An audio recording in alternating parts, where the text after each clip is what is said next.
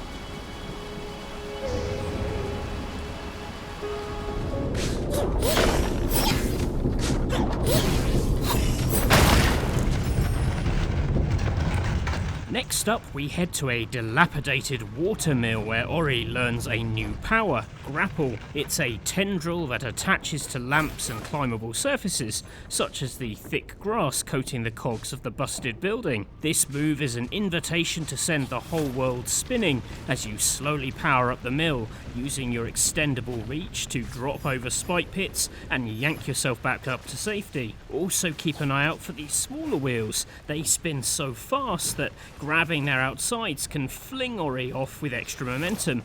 If this is just the first dungeon of the game, imagine what madness lies in wait for us later.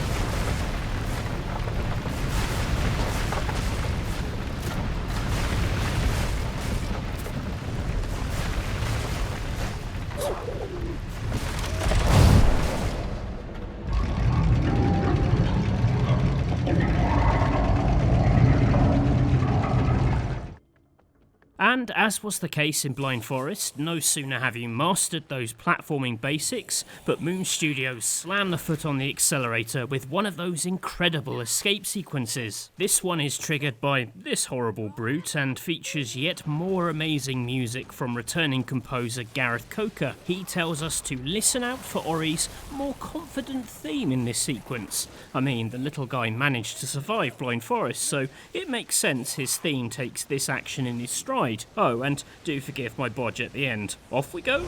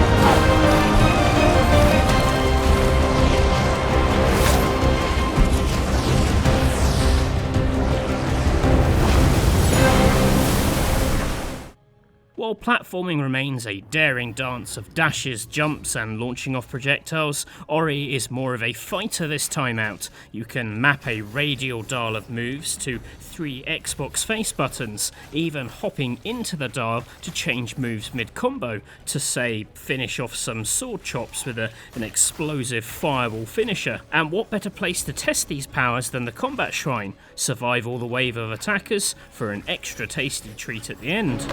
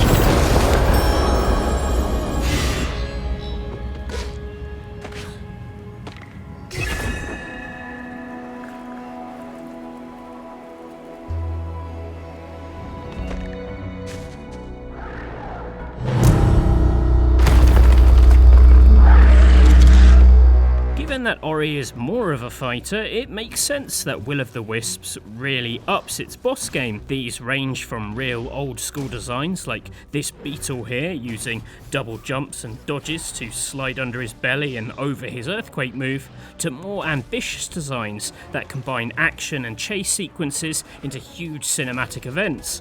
We're expecting big things to come, but here's an early bit of wolf action.